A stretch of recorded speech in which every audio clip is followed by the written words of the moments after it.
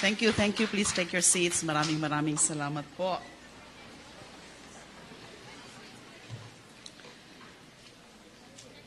Thank you so much, Miriam College.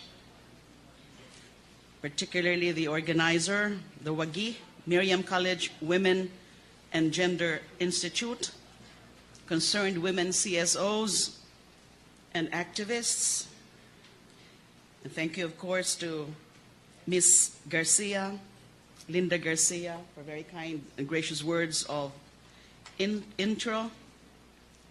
To Ms. Melanie Reyes, very powerful opening remarks.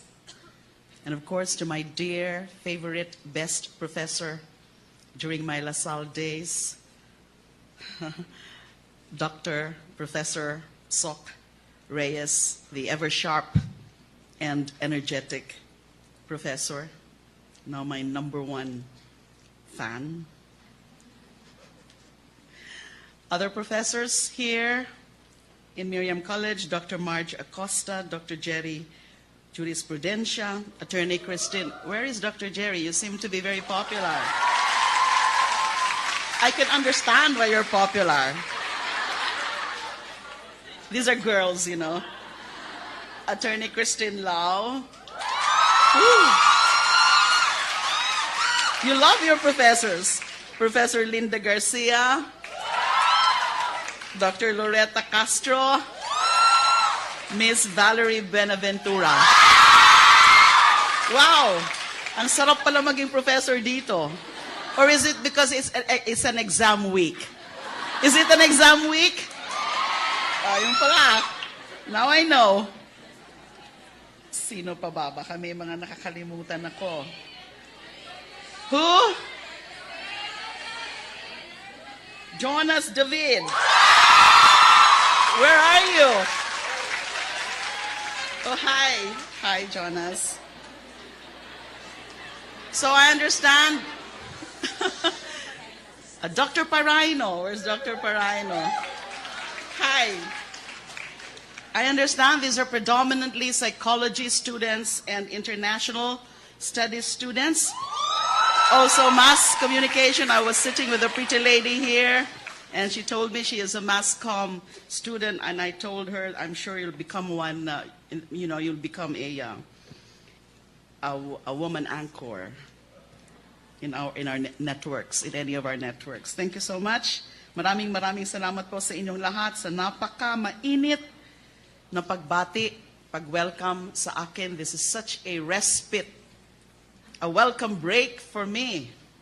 You know, when I wake up in the morning, I would not know what kind of day I'll be facing. You know, I live by the day. Hindi ko talaga alam kung ano na naman ang mga maririnig ko, makikita ko sa dyaryo, makikita sa social media, although I avoid going over my Facebook nowadays.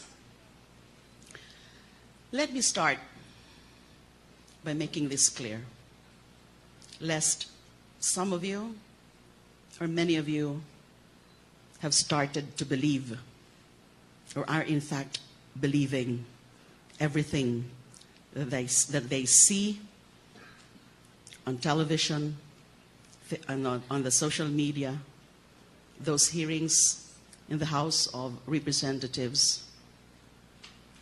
I am not the bad and evil woman or slut that they're trying to portray the past few weeks. I have not partied with or slept with any drug convict. I have not received anything from a drug convict or a drug lord or anyone else. I have not received 2 million in one meeting in one of those convicts of the office of the former director. I have not received 3 million a week, a month. I think that's what they said, a month since 2012. I did not receive 10 million from anyone, let alone a drug convict. I did not receive 5 million in 2 or 3 occasions in my house from a former official of Bucor. I have not benefited from the drug trade. I am not the queen of the drug trade of the Bilibid. I am not the mother of these drug lords. And I am not one who won as a member of the Senate and has turned this country into a narco state. Because in the first place, our country is far from being a narco state. And yes, as a human being, as a woman, I have frailties, I have weaknesses, I have certain flaws. As a woman, I made mistakes in my personal life. And I've always considered my personal life as a private matter. It's a sacred thing to me. But now they've been intruding and encroaching into my privacy. Yes, I made mistakes. And when I do make mistakes in my personal life, I pick up the pieces and move on. But never did I betray my country.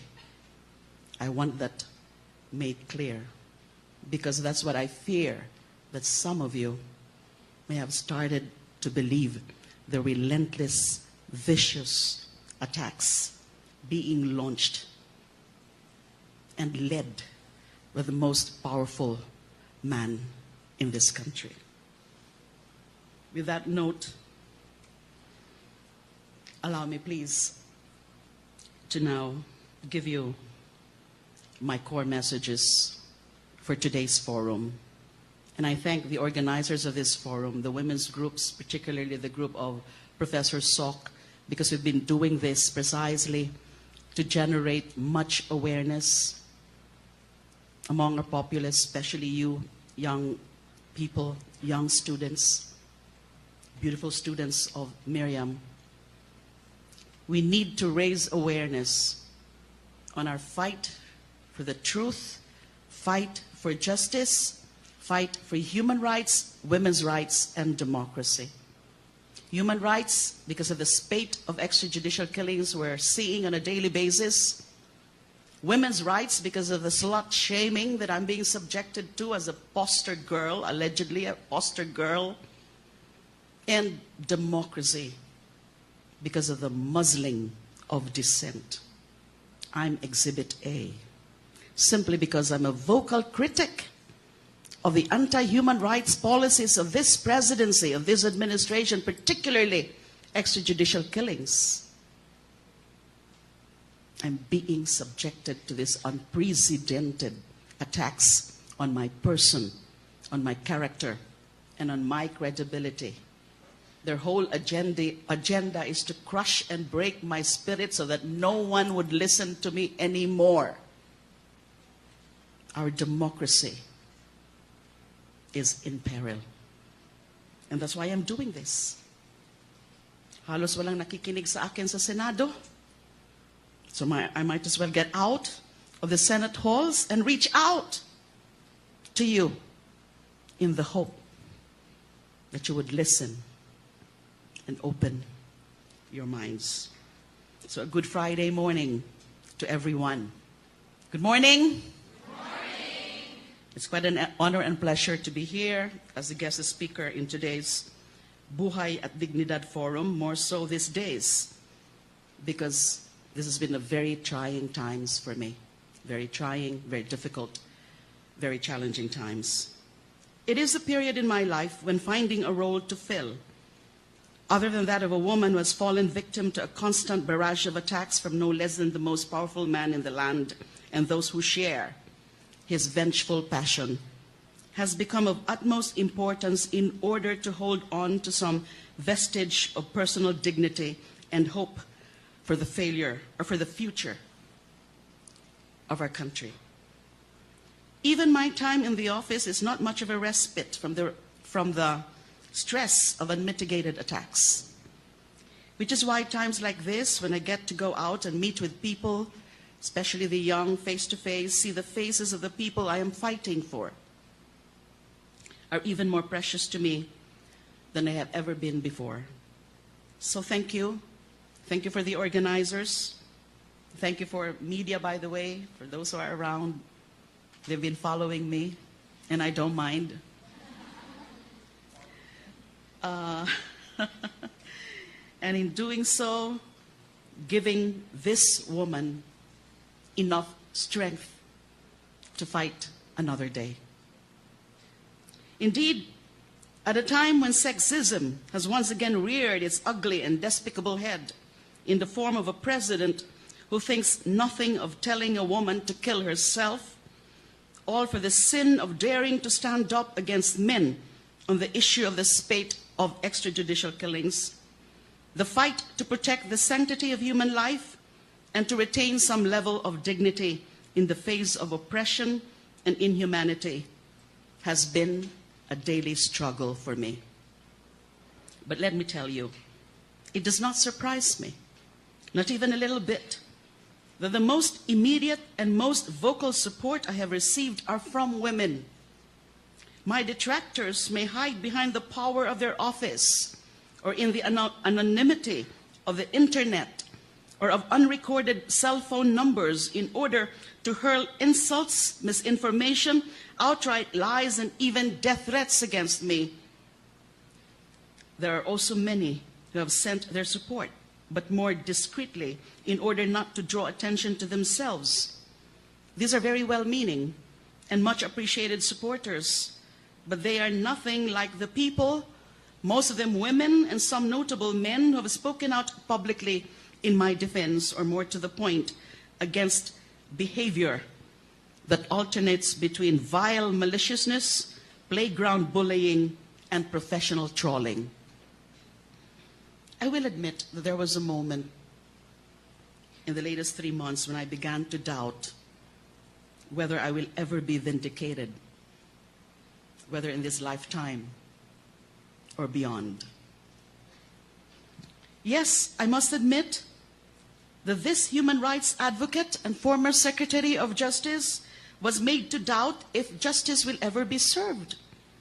Look at all those complaints. Why file those complaints with the DOJ when the master of the fakery is now the head of that institution?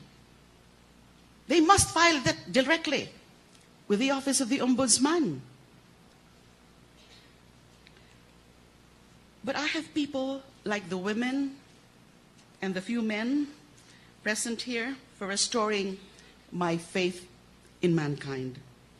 And speaking of mankind, let's take a bit of break from the daytime soap opera-esque turn that a life has taken and venture a bit into non-Rodrigo Duterte and EJK's territory.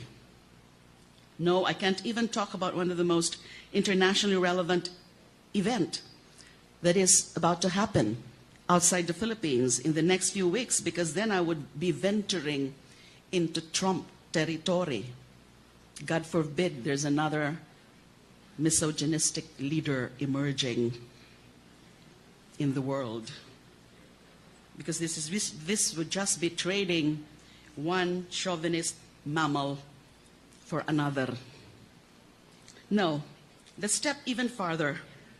Back in 1950s, Italian physicist Enrico Fermi, I don't know if there are students of physics here, posed a question that has become known as the so-called Fermi paradox. Simple lang ang tanong niya. Sa dinami-rami ng mga bituin sa buong kalawakan na katulad ng ating araw, kung saan marami sa kanila ay mas matanda pa kaysa sa ating araw, at sa taas ng probabilidad na ilan sa mga bituing yon ay may kahit isang kasamang planeta na katulad ng ating mundo na marahil ay may sibilisasyon na natuto ng makapaglalakbay sa kalawakan. Bakit hindi pa nila tayo nabibisita? That's the Fermi paradox. Basically, Fermi was wondering, with such a high probability of alien life capable of interstellar travel, where is everybody?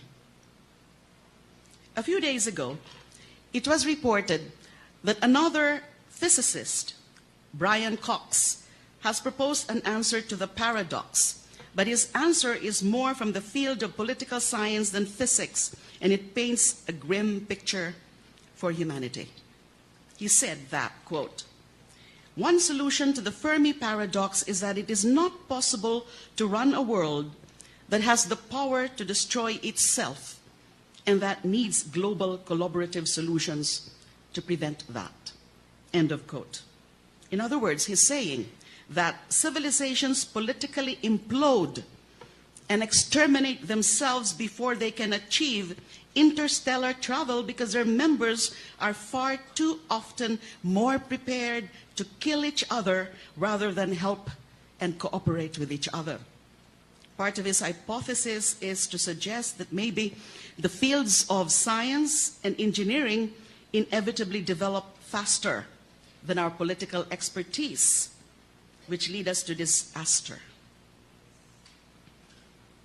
Basically, saying that we gain the ability to make weapons of mass destruction and eventually weapons of mass extinction faster than our ability to gain the enlightenment and wisdom not to use it on each other. He then warned that, quote, I'm talking about Brian Cox, quote, "It may be that the growth of science and engineering inevitably outstrips the development of political expertise, leading to disaster. We could be approaching that position." End of quote. Yes, it's just a hypothesis, but you must admit it's an interesting food for thought at the very least, and perhaps a cause for alarm if we bother to read the signs of the times. It can't be a coincidence that Cox made public his hypothesis in the year 2016, the year when the next space race was declared by the CEO of Boeing, the airlines, the company which, quote, once helped the US beat the Soviet Union in the race to the moon, end of quote, by challenging the billionaire engineer investor Elon Musk, the man behind SpaceX, Tesla Motors, and Solar City, to a race that bring human beings to Mars, which is also the year when the world seems to have been turned upside politically, with misogynistic and narcissistic authoritarians, so-called populist leaders, finding their way back to power, ironically, on the back of the masses through so-called democratic process by capitalizing on the terror being wreaked by extremist groups. Let's all think about that. The signs are telling us to brace for a rough ride. For 2016 is definitely the year we start truly feeling insecure in the possibility of nuclear codes falling into, if not already in the hands of dictatorial sociopaths with itchy fingers, short tempers, and no impulse control. And why do I bring this up here in this forum on women's life, dignity, and democracy? Because 2016 is also the year when there has been an unacceptable resurgence in sexist behavior that is not just a sign of political immaturity, but is actually intentionally meant to undermine the role and influence of women in society, which could very well be what will ultimately give free rein to the destructive forces in our midst to completely destroy our political structure and our very humanity. Kapag mga babae na kasi iba, di ba, at least ang mga babae ang pwedeng mag-isip at gumawa ng paraan para hindi mangyayari yung mga ganyang kadiliman. Just last year, an audience in this very academic institution hosted a forum. I don't know if you were there. I think some or many of you were here, where the key guest was Chilean President Michelle Bachelet, who, I think you remember that, quote, acknowledged the Philippine progress and efforts to recognize women's roles in the creation of a just, peaceful, and prosperous society, despite them being silenced and overshadowed by men, end of quote. She even went to say that, quote, there is no doubt about the role played by the women of the Katipunan in 1896 and the contribution of the Katipuneras of Miriam College in the fight against the Marcos dictatorship. And lauded our nation's progress. She lauded our nation's progress as the only Asian country that has been able to completely close the gender gap in education and health. And this is the only one place in the top 10 of the Global Gender Gap Report 2014, end of quote, because we are supposed to be number 7 as the most gender equal nation in the world, and number 1 in Asia, and even Asia Pacific. Ironic.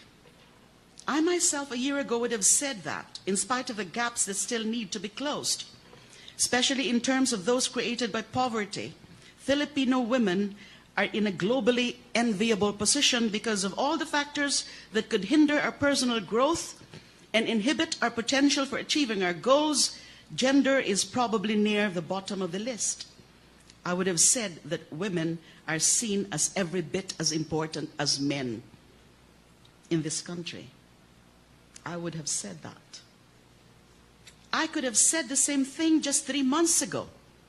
After all, I was elected into office just like many of my fellow female elected officials. And to a large extent, I would still say that this holds true even today. The only difference is that the few who still maintain backwards thinking, including a president who unapologetically catcalls female members of the press and then blames them for not accepting the gesture as a compliment. The same president who makes jokes about it being a pity that a beautiful missionary woman was raped and killed without the mayor having a go at her first. And other boys' locker room jokes about no one listening to a female president are so powerful and so prominently featured in the media that these little toxic drops of poison are threatening to compromise the integrity of the whole well. That is the challenge we face today. It's not that we're facing full-blown social marginalization. It is that this fast-growing and spreading brand of old-school misogyny is a type of creeping marginalization and sexism that could very well overwhelm us before we know it. There was a recently published article that questions the validity of my alleged status as a so-called poster child of victims of misogyny, saying that I am going through my travails in the last few months, not because I am a woman, but because I am getting payback, according to that journalist, for the offenses I have allegedly committed against others. First of all, does that make my situation any better? That I am being publicly shamed and politically persecuted because for the last 8 years I tried to do my job the best I could? If I truly stepped on the toes of some people and they are seeking their vindication, is slut shaming me really the way to exact justice in this country? I would hope not. Secondly, yes, it is true, I've been very lucky in my life up to this point. True, I have held very powerful posts. I must point out, however, that my post as a senator today, though it's still a position of influence, is not truly a position of great power, though, as many of you may have seen, judging by how my efforts have been so readily shut down by some of my colleagues in the Senate. But more importantly, to become a victim of misogyny The reason for the attacks need not be because of gender. If the manner in which one is attacked is tantamount to getting stabbed over and over with a dagger of sexism. The fallacy in the reasoning is no different from what is truly getting in the way of understanding the problem of EJKs. In determining whether or not a particular case is an EJK, it does not matter whatsoever that the person killed was truly a drug suspect or a drug user or a drug lord. The identity of the victim or the motive for the killing are not elements of the crime of murder. They are irrelevant to the question of whether he or she was the victim of EJK. What matters is whether the person was killed, for lack of a better word, lawfully. In the absence of death penalty, an acceptable reason for killing a drug suspect is self-defense. And under our laws, please make no mistake about that, self-defense is a very exacting grounds to prove. There must be aggression on the part of the victim, reasonable necessity of the means employed to prevent or repel it, and lack of sufficient provocation on the part of the person defending himself. Those are the only questions that need to be asked. In the case of misogyny, while being discriminated against or treated unfairly or disrespectfully simply by reason of one's gender is still misogyny, unfortunately, that is not the only way by which misogyny can rear its ugly head. The manner, and not just the motive or reason, can also make malicious and unfair treatment a case of misogyny. In my case, obviously, I owe my predicament not to my gender, but my sheer audacity to do my job, first as chairperson of the Commission on Human Rights and thereafter as Secretary of Justice. True, it is perfectly understandable that there are people who will hold a grudge against me, especially powerful people who were the subject of investigations of various high-profile cases who are now apparently out to get me. But it is not the motive for trying to destroy me that makes the issue of sexism and misogyny relevant.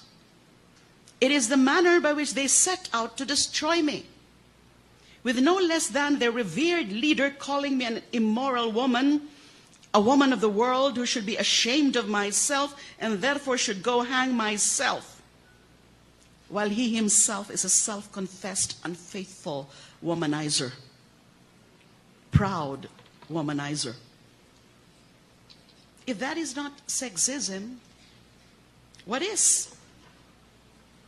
If so-called journalists cannot follow the logic, how can we expect the general public? How can we make our children understand what is wrong with that scenario? How can we hope that our young students, our daughters, will not fall victim to the same situations, will know how to recognize those situations, and should they be unfortunate enough to encounter it, be able to adequately defend themselves from it? How do we teach our sons to be better than their president or their congressmen? We can do that by not being cowed into silence. Sabi nga ho ni Father Robert Reyes dun sa kanyang homily nung isang linggo, dun po sa misa para sa katotohanan at katarungan, is not only the evil of the killings and the abuse of power that we're seeing now, but there's also the evil of silence. We cannot be cowed into silence.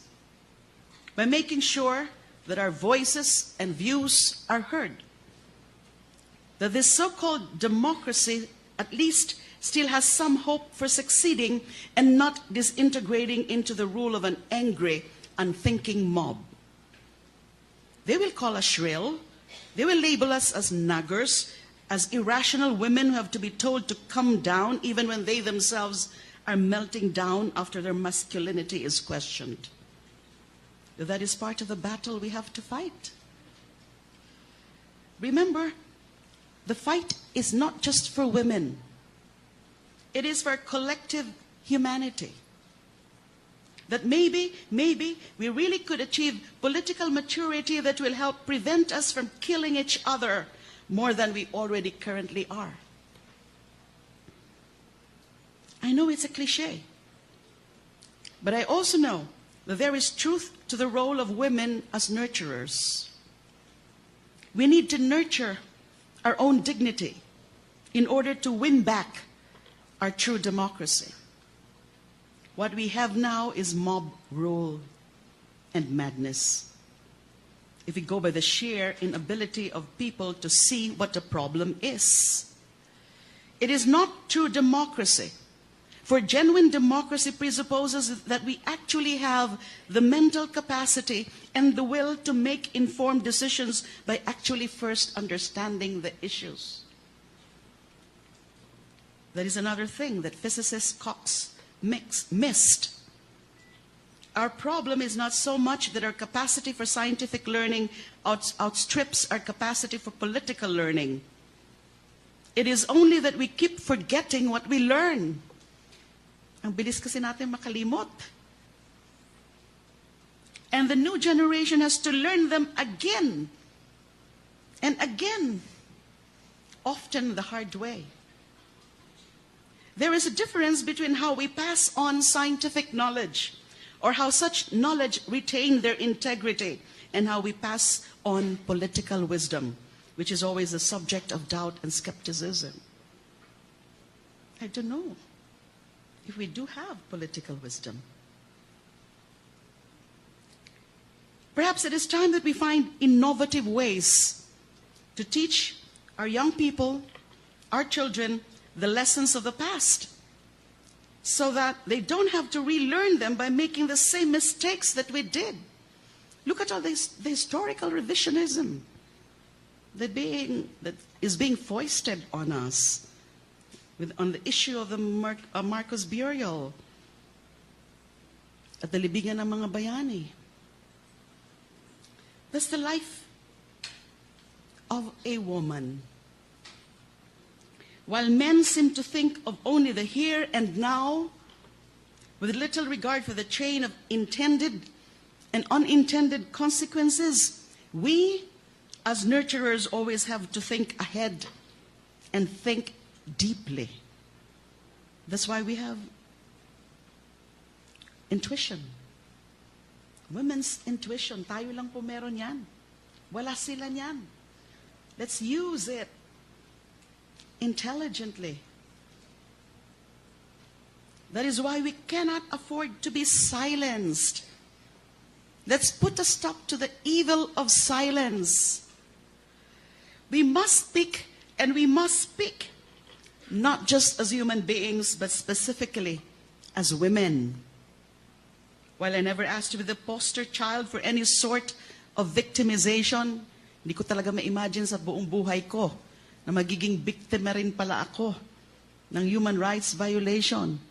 Akala ko tagapagtanggol lang ako ng mga nabibiktima ng human rights violations. Because my role is that of an advocate, being so much more safe and comfortable a role than as a victim. I am not one to let a good opportunity to be an agent of positive change go to waste. And therefore, I thank all of you again for this opportunity. It has been a welcome break from the daily grind I've been going through, while at the same time affording me the chance to turn lemons into lemonade by seeing the upside of my situation. Hanggat kaya ko, kakayanin ko. Hanggat kaya ko, lalaban po ako. Maraming salamat po. Thank you.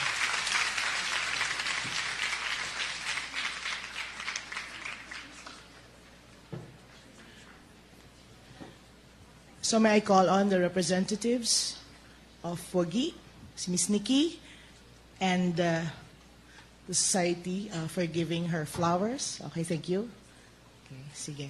So I think this is the most awaited part of our forum today. Right? Mukhang right or left? Hello. All right, right, all right. So again, I would like to emphasize that this forum is on women's life, dignity, and human rights. I think one of the questions posted earlier was the question of, ikaw ba ay magiging alitap-tap? Okay, so probably we could think about it, o baka maging bubuyog. All right, so think about it. So at this point, we are now opening the table for questions, comments, and we have microphones there which you could approach, right? But we have, we also asked earlier some students to ask to write their questions so we could facilitate. Kami mga nakakalimutan ako. Who? Jonas David. Where are you? Oh, hi. Hi, Jonas. So I understand.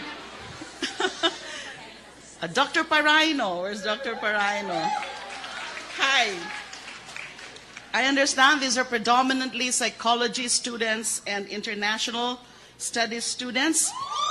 Also mass communication. I was sitting with a pretty lady here, and she told me she is a mass comm student, and I told her, I'm sure you'll become one, you'll become a woman anchor in our networks, in any of our networks. Thank you so much.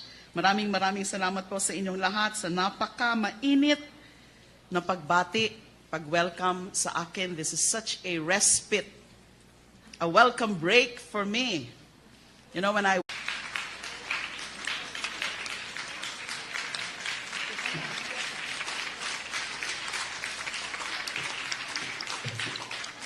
Thank you, thank you. Please take your seats. Maraming salamat po.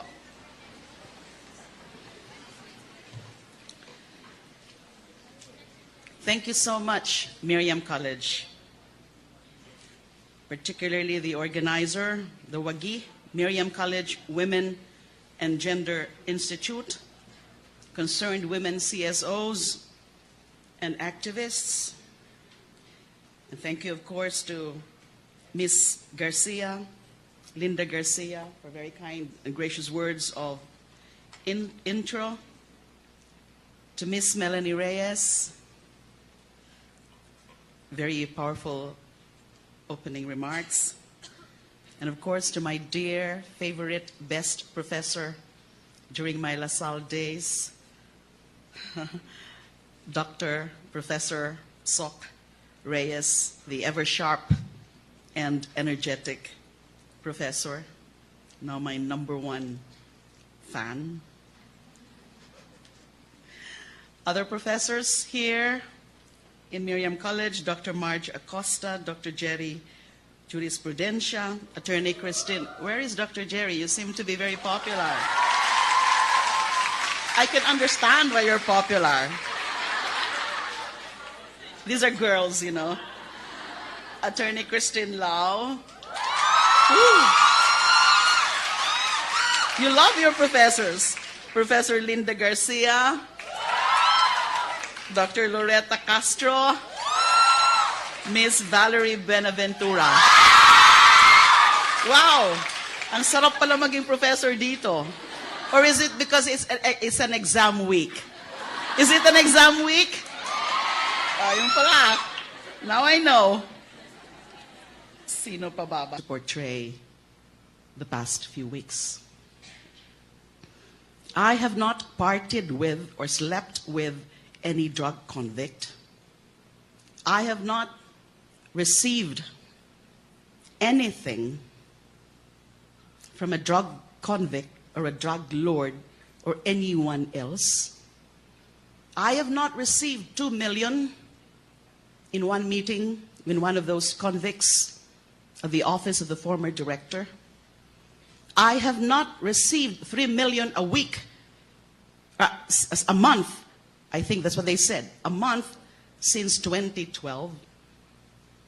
I did not receive 10 million from anyone, let alone a drug convict. I did not receive 5 million in 2 or 3 occasions in my house from a former official of Bucor. Wake up in the morning, I would not know what kind of day I'll be facing. You know, I live by the day. Hindi ko talaga alam kung ano na naman ang mga maririnig ko, makikita ko sa dyaryo, makikita sa social media, although I avoid going over my Facebook nowadays.